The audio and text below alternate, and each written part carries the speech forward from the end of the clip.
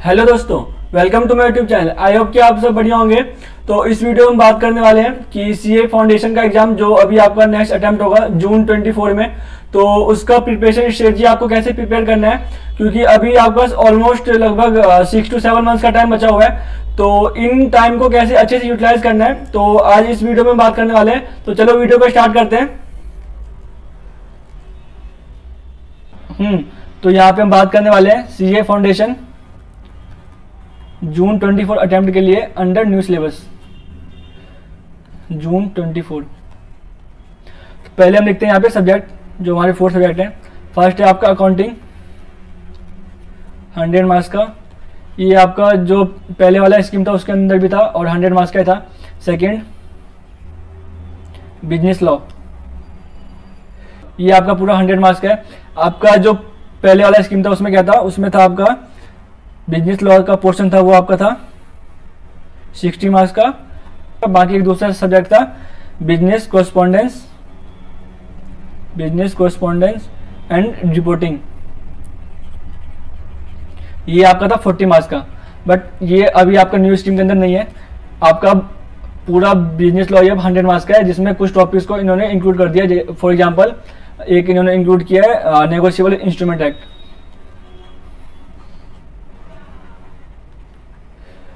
तो कुछ टॉपिक को इंक्लूड करके इन्होंने इसको ही 100 मार्क्स का कर दिया है। अब ये आपके न्यू स्कीम के अंदर नहीं है, ठीक है। और फिर थर्ड सब्जेक्ट आपका क्या है, मैथ्स है बेसिकली, जिसमें आपका 3 टॉपिक है। क्वांटिटेटिव एप्टीट्यूड, इसके अंदर आपका 3 टॉपिक है, mathematics, logical reasoning and stats. ये आपका 40 मार्क्स का है, ये 20 मार्क्स का है एंड ये अगेन 40 मार्क्स का। ये आपका सेम है अंडर न्यू और ओल्ड स्कीम, सेम है दोनों के अंदर। पहले भी यही था, अभी भी यही है। और आपका फोर्थ सब्जेक्ट कौन सा है, इकोनॉमिक्स, बिजनेस इकोनॉमिक्स। जो आपका पहले वाला स्कीम था उसके अंदर ये आपका था 60 मार्क्स का एंड एक था आपका बिजनेस एंड कमर्शियल नॉलेज, ये आपका था 40 मार्क्स का। बट अभी न्यू स्कीम में ये नहीं है। आपका इकोनॉमिक्स ही 100 मार्क्स का है पूरा। इकोनॉमिक्स अभी आपका 100 मार्क्स का है, जिसमें यहाँ पे भी कुछ टॉपिक को इन्होंने इंक्लूड कर दिया। For example national income add कर दिया, नेशनल इनकम ऐड किया और पब्लिक फाइनेंस ऐड किया। बाकी एक था इंटरनेशनल ट्रेड। तो देयर आर सम टॉपिक्स जो कि इन्होंने इंक्लूड किए हैं और इसको कर दिया 100 मार्क्स का, ठीक है। तो ये आपका एग्जाम पैटर्न है अंडर न्यू सिलेबस। ये अकाउंट्स एंड बिजनेस लॉ, ये आपका सब्जेक्टिव पेपर है। सब्जेक्टिव मतलब descriptive. And third and fourth आपका क्या है, ऑब्जेक्टिव, मीन्स एमसीक्यू, ठीक है। तो ये आपका एग्जाम पैटर्न है फाउंडेशन लेवल का। अभी आपको कैसे करना है प्रिपेयर, तो देखो फर्स्ट पॉइंट अगेन कोचिंग का आता है। तो मेरे हिसाब से फाउंडेशन में कोचिंग का इतना नीड नहीं है, क्योंकि मतलब आपको यूट्यूब पे कई सारी फ्री वीडियोस मिल जाएगी, ठीक है। तो कोचिंग का फाउंडेशन लेवल पे इतना नीड नहीं है। बट स्टिल अगर किसी को लगता है कि उसको कोचिंग लेना है तो वो ज्वाइन कर सकता है, ठीक है। बट मैं कहूँगा कि सिंस यहाँ पे आपका जो ये अकाउंट्स हो गया, अकाउंट्स ये हो गया आपका paper number 3 and paper number 4, ये जो आपका है ये आपने क्लास 11th एंड 12th में कहीं ना कहीं पढ़ा हुआ है, ठीक है। तो इसलिए यहाँ पे आपको इतना दिक्कत नहीं होगा। जो आपका सेकंड सब्जेक्ट है ये आपके लिए न्यू है, बिजनेस लॉ।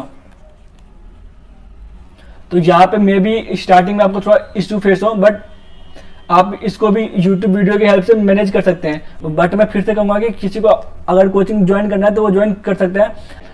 और अगर मैं कुछ पॉइंट्स यहाँ पे डिस्कस करूँ तो कोचिंग का मैंने आपको बता दिया।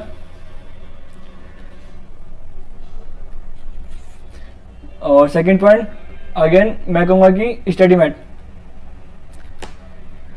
सिंस आपका मई 24 में फर्स्ट टाइम एग्जाम होगा अंडर न्यू सिलेबस, तो इसलिए स्टडी मैट से काफ़ी कुछ आपको एग्जाम में देखने को मिल सकता है। तो इसलिए इसको आप ढंग से करके जाना स्टडी मैट। बाकी इसके अलावा मॉक टेस्ट पेपर जो इंस्टीट्यूट लॉन्च करेगा before exam,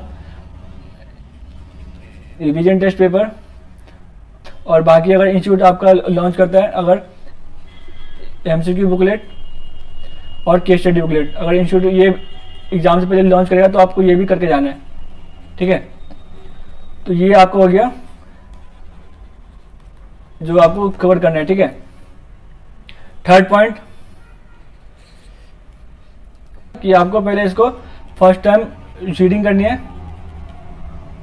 first time reading. चाहे इसको आप with the help of YouTube करो, with the help of YouTube या फिर with the help of coaching या फिर सेल्फ स्टडी, ये आपको जैसे भी करना है करो, बट इसके बाद आपको कम से कम 2 से 3 बार इसको रिवाइज करना है, ठीक है।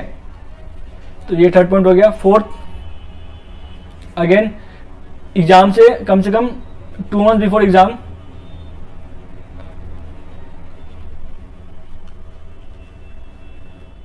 कम से कम 2 मंथ बिफोर द एग्जाम आपको कोचिंग वगैरह सब कंप्लीट करना है, ठीक है। ये हो गया आपका फोर्थ पॉइंट।